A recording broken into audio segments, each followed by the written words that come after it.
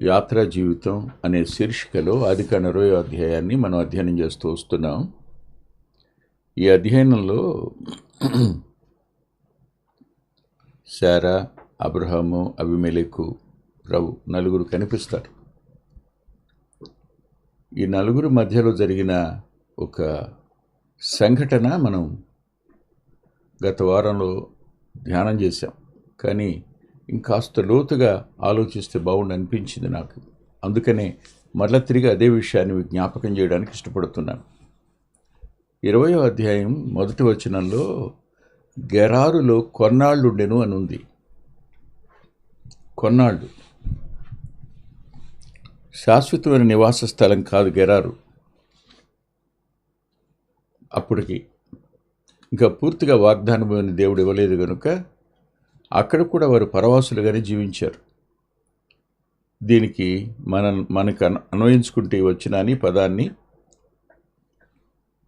కొన్నాళ్ళుండే ఈ జీవితంలో మనిషి ఎన్ని భయాలకు లోనవుతాడు. కొన్నాళ్ళుండే ఈ జీవితంలో మనిషి ఆ భయాలను బట్టి ఎలా పొరపాట్లు చేస్తాడు. ఇవన్నీ భక్తుడి జీవితాల్లో కనిపిస్తాయి, మన జీవితాల్లో కూడా కనిపిస్తాయి. తొందరపడి వాళ్ళని మంచి చేసుకోవాలని మాట్లాడేటువంటి అబద్ధం, అందులో సగ నిజం ఉంటుంది. విశ్వాసి మాట్లాడతాడు కదా, అదే అన్నాడు అబ్రహాం కూడా. ఆమె నా తండ్రి కూతురుగా నా తల్లి కూతురు కాదు, అందుకని నేను చేసుకున్నాను అంటాడు. సగం నిజం ఉంది, కానీ ఇప్పుడు ఏమిటి ఆమె స్థితి? భార్య కదా. అందుకనే విశ్వాసులమైన మనం కూడా భయాల వల్ల నిజం సగం, అబద్ధం సగం చెప్పే ప్రమాదం ఉంది. దీనివల్ల మనం ఎదుర్కోవలసిన పరిస్థితులు భిన్నంగా ఉంటాయి. ఉండేది కొన్నాళ్ళుండే ఈ జీవితానికి మనం భయపడి పొరపాటు చేసినప్పుడు దాని పర్యవసానం గుడారంలో దుఃఖం, గుండెల్లో దుఃఖం. చరిత్రకు మనం మిగిల్చేది బాధ. అనేక మంది మనల్ని బట్టి ఇన్స్పైర్ అయ్యి ఆ చిన్న చిన్న వాటిని బట్టి వారు క్రిందకి జారిపోవడమో డిప్రెస్ అవ్వడమో జరుగుతుంది. ఏ వ్యక్తి అయినా సామాన్యుడు అనే విషయాన్ని విశ్వాసులమైన మనం అర్థం చేసుకోలే. అందుకని పౌలు గారు ఇంత గొప్ప సాక్షి సమూహము మేఘం వలె మనల్ని ఆవరించినా అంటాడని, విశ్వాసం కర్తవ్యం దాన్ని కొనసాగించవాడని యేసువైపు చూస్తూ అంటాడు. ప్రతి పరిశుద్ధినిలోనూ ఏదో ఒక లోపం కనపడుతుంది, కనపడకుండా ఉండదు. ఎందుకంటే శరీరంలో ఉన్నాం, మనం అందరం సామాన్యులం. ఈ కారణం చేత భయాల వల్ల మనం తొందరపడి మాట్లాడి తప్పు చేసే అవకాశం ఉంది.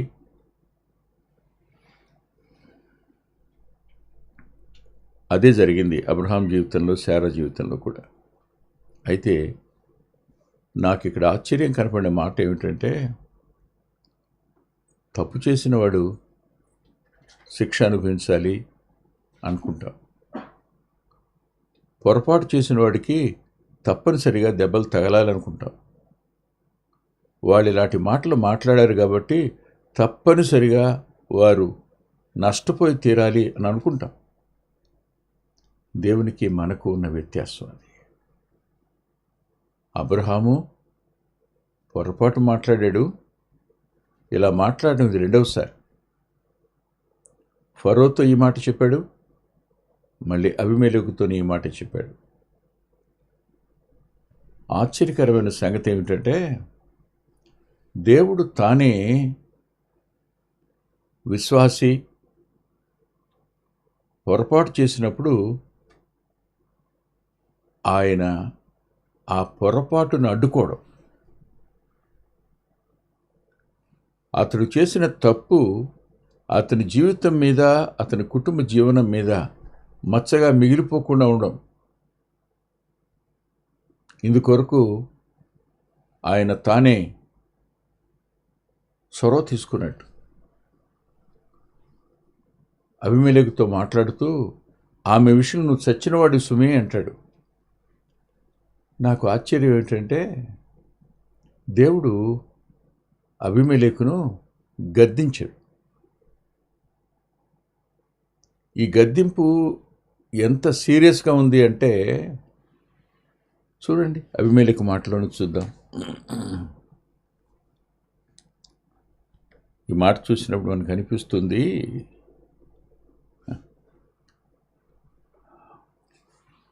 ఈ నీతిగల జనమును నీవు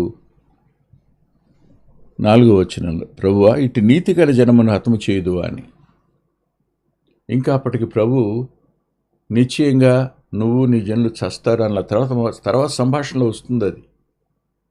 కానీ ప్రభు మాట్లాడిన మాటలో ఉన్న ఆ సీరియస్నెస్ అబీమెలెకు అర్థమయ్యి, ఇటు నీతిగల జనాన్ని నీవు నీతి గలవాడివా, నీ జనాంగం నీతి కలిగిందని నువ్వు అనుకుంటున్నావా అని ప్రభు ఏం చెప్పలా, చెప్పింది ఒకటే,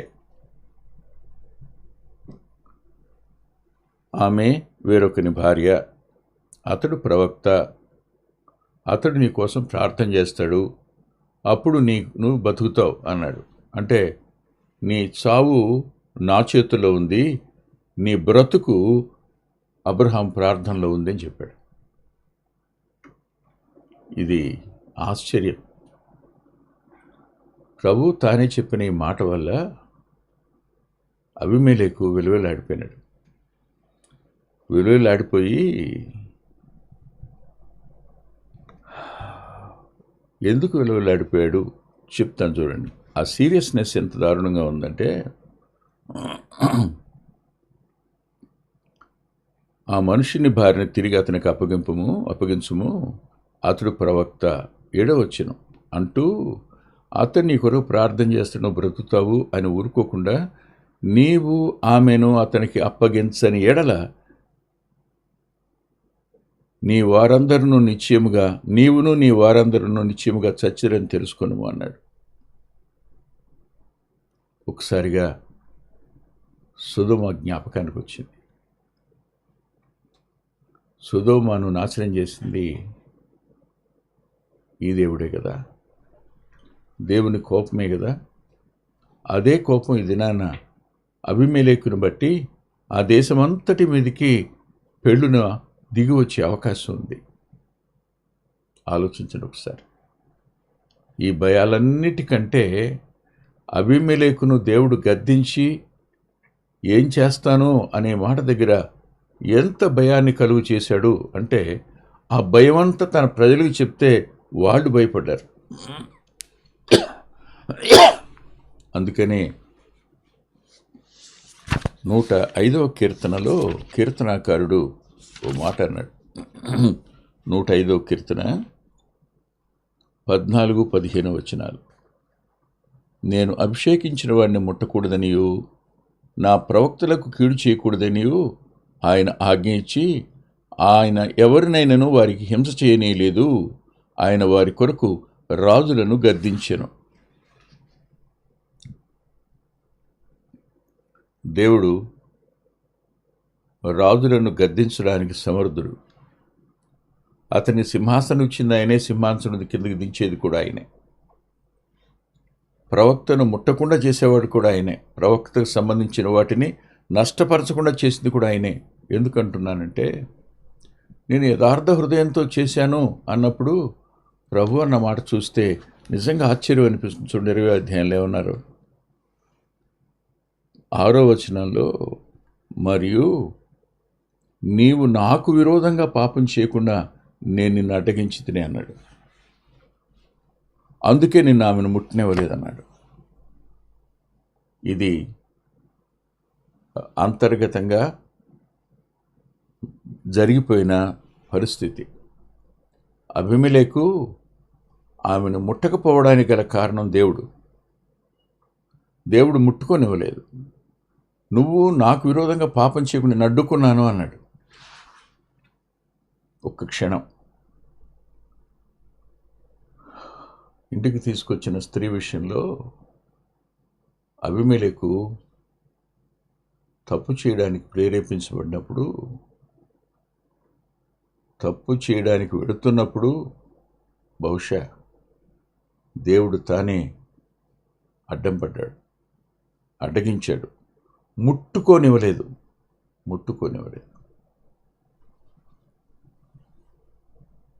ఒక్కసారి ఆలోచించండి. మన విషయమై ఇంత పట్టింపు కలిగి ఆయన ఉంటే మనం ఎన్నిసార్లు ఆయన దుఃఖపెట్టుంటాము. ఇక్కడ అబ్రహాముతో దేవుడు మాట్లాడలా, అబీమెలెకుతో దేవుడు మాట్లాడాడు. ఆ రాజును గద్దించాడు, ప్రవక్తను ముట్టకుండాను, ప్రవక్త కలిగిన వాటిని ముట్టకుండాను చేశాడు. మరి ఇలాంటి దేవుణ్ణి మనం కలిగి ఉన్నాం, కొన్నాళ్లే ఉంటాం. ఇక్కడ మనం పాపం అంటకుండా బ్రతకడం, నీతిగా జీవించటం, దేవుని నామాన్ని అపఖ్యాతి పాలు చేయకుండా బ్రతకడం అనేది దేవుడు మన నుండి కోరుతున్న సంగతి. ఇప్పుడు మరలా 20వ అధ్యాయం దగ్గరికి వద్దాం. వస్తే ఇలా రాసింది, 10వ వచనం, నువ్వేమి చూచి ఈ కార్యం చేస్తూ అని అబ్రహామును అడుగుగా. నువ్వేం చూసావని ఇలా చెప్పావు? నాలో ఏం చూసావు, ఈ ప్రజల్లో ఏం చూసావు అన్నాడు. 2 విషయాలు ఇప్పుడు నేను మీకు చెప్పాలి. ఒకటి, అబీమెలెకు చేసిన తప్పు దేవుడు గద్దించి చెప్పాడు, కానీ అబ్రహాము ఎందుకు చేశాడో అబీమెలెకుతో దేవుడు చెప్పలా. అంటే తన పిల్లలు చేసిన పొరపాటుకు దేవుడు సంజాయిషి ఇవ్వడం. సంజాయిషి ఇచ్చుకునే దేవుడు కాదని జ్ఞాపకం పెట్టుకోండి. శ్రేష్టమైన విధంగా ఆయన మాట్లాడతారు. ఎవరి లోపం వాళ్ళు గుర్తించాలి అనేది దేవుని ఉద్దేశం. అతను ఎందుకోసం చేశాడు అని అబ్రహాము పక్షంగా ఇంత కార్యం చేస్తున్నా అది ఆయన ఎక్స్ప్లెనేషన్ ఇచ్చుకోవాల్సిన అవసరం ఆయనకి లేదు, ఇవ్వలేదు. దేవుడు ఇవ్వలేదు, అబ్రహాం దగ్గరికి వస్తే అబ్రహాం కూడా ఇవ్వలే. ఏం చూసావు అంటే ఒకే ఒక మాటలో చెప్పాడు. ఆ మాట చూడండి, ఏమి చూసి చేశావు అంటే 11వ వచనం అంటాడు, ఈ స్థలమందు దేవుని భయం ఏమాత్రమూ లేదన్నాడు. ఈ స్థలంలో దేవుని భయం ఎంత మాత్రం లేదు, అందుకని నేను చేశానన్నాడు. దేవుని భయం ఉన్న ప్రజలు, దేవుని భయం లేని ప్రజలు. మనం ఈ కొద్ది కాలపు యాత్రా జీవితంలో దేవుని భయం లేని ప్రజల మధ్య మనం నివసించవలసి వస్తుంది. వాళ్ళు ఏం చేసినా, వారు ఎలా చేసినా మనం తల ఉంచుకుని వెళ్ళిపోవడం కాదు, మనం పొరపాటు చేయకుండా వెళ్ళిపోవడం. మనం పొరపాటు చేసినా దేవుడు పట్టించుకుంటాడు, కాదనని నేను. కానీ దేవునికి బాధ కలుగు చేయకుండా నడవడం మనం చేయాలి. కానీ అక్కడ దేవుని భయమే లేనప్పుడు అబ్రహాము భయాలు అనేక రెట్లయ్యాయి. ఈ కారణం చేత ఆమె నా చెల్లెని చెప్పాడు. ఆ చెప్పిన దాన్ని మళ్ళా సమర్థించుకున్నాడు కూడాను. దేవుడు ఎందుకు చెప్పలేదు, అబ్రహాం ఎందుకు చెప్పలేదు? ఇది నా ముందున్న 2 ప్రశ్నలు. దేవుడు చెప్పకపోవడానికి కారణం అబీమెలెకు లోపం ఎత్తి చూపించడం దేవుని పని. అదే అబ్రహాం దగ్గరికి వస్తే అబ్రహాం లోపాన్ని చెప్పేవాడేమో, కానీ అబ్రహాం దగ్గరికి రాలా, మౌనం ఉండిపోయాడు.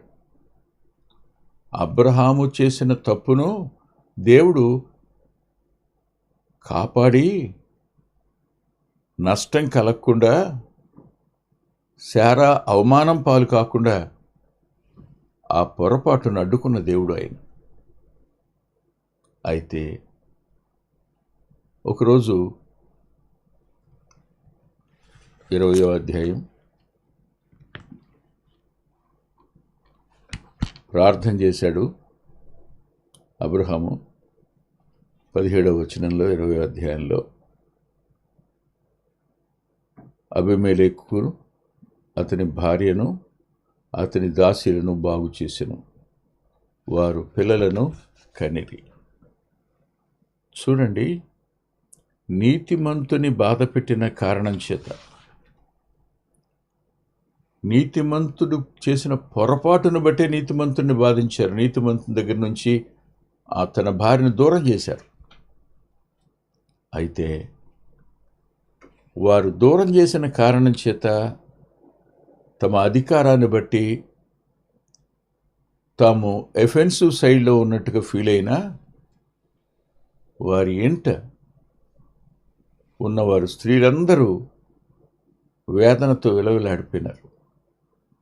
శారాను తెచ్చి అబీమెలెకు ఇంట్లో పెట్టిన దగ్గర నుంచి ఆమెను తిరిగి పంపించేటంత వరకు ఏ స్త్రీ కూడా ప్రసవించలేదు. నొప్పులు అధికమవుతున్నాయి, ప్రసవం మాత్రం కావడంలా. దేవుడు బాధ పెడుతున్నాడని అబీమెలెకుకు ఎప్పుడు అర్థమైంది అంటే, ప్రభు వచ్చి గద్దించినప్పుడు అర్థమైంది. ఈ గద్దింపు అనంతరం ఆమెను అప్పగించాడు కదా. అప్పగించినప్పుడు అబ్రహాము ప్రార్థన చేశాడు. ఆ ప్రార్థన వల్ల దేవుడు బాగు చేశాడు, పిల్లలు కలిగారు అని రాస్తుంది. ఇప్పుడు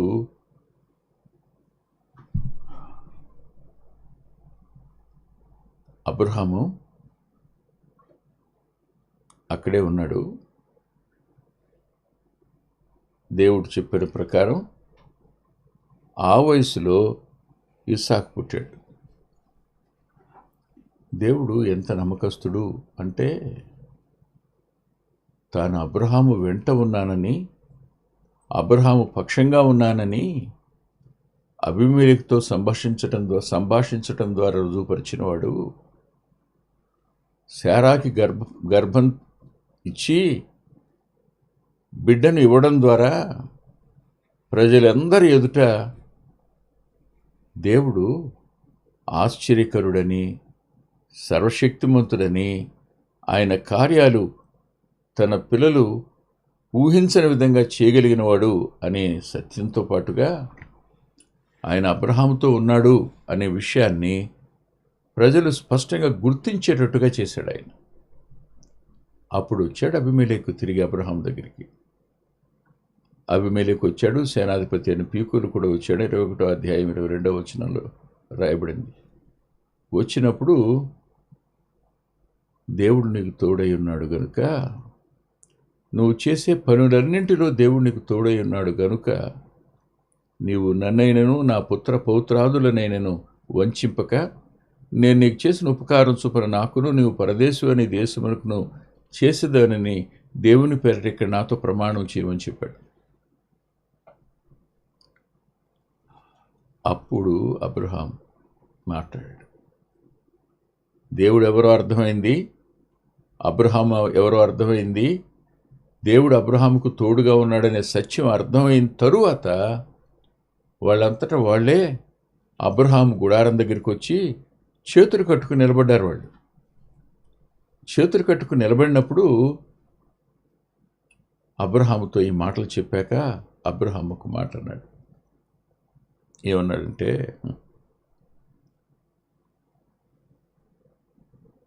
34 అబీమెలెకు దాసులు బలత్కారముగా తీసుకున్న నీళ్ల బావి విషయమై అబ్రహాము అబీమెలెకును ఆక్షేపింపక.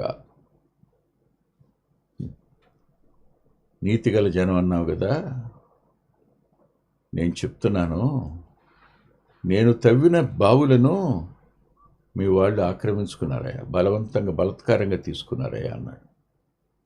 నువ్వు రాజువి, నీ ప్రజలు బలత్కారులు అని అనగానే అబీమెలెకు విలువలాడిపోయినాడు. ఏ సమయంలో మాట్లాడాడు? వారు దేవునికి భయపడ్డారు. దేవునికి ప్రార్థించిన అబ్రహామును బట్టి తన ఇంట బాధ తొలగిపోవడం చూశారు. తిరిగి ఇప్పుడు అబ్రహామునకు బిడ్డ పుట్టడం చూశారు. అబ్రహాము చేసిన ప్రతి పనిలోనూ దేవుడు తోడుండడం చూశారు. చూసినప్పుడు వాళ్ళంతటా వాళ్ళే రాగా దేవుడు అబ్రహాము తిరిగి ఎందుకు ఇలా చేశాడు అనే దానికి సరైన రీజన్ చెప్పాడు. బావులను తీసుకున్నవారు భార్యను తీసుకోరని నమ్మకం ఏమిటి అని అన్నప్పుడు అబీమెలెకు తల ఉంచుకుని ఉండడా? లోకం ఒకానొక దినాన్న పగబట్టినట్టు, తమకే శక్తి ఉన్నట్టు, తామే బాగా మాట్లాడగలిగినట్టు, తమ నోరు పెద్దది చేసుకుని గెలిచినట్టు కనిపించవచ్చు, కానీ అందరి నోళ్ళు మూయించగలిగిన శక్తిమంతుడైన దేవుడు ఆయన. అదే ఈ యాత్రా జీవితంలో దేవుడు నీ జీవితంలోనైనా నా జీవితంలోనైనా చేయడానికి శక్తిమంతుడు. తల్ల వంచని ప్రార్థన చేసుకుందాం. ప్రేమగల మా ప్రియ తండ్రి, పరిశుద్ధుడైన గొప్ప దేవా, కొద్ది మాటలు చెప్పడానికి సహాయపడినందుకే కృతజ్ఞత చెల్లిస్తున్నాం.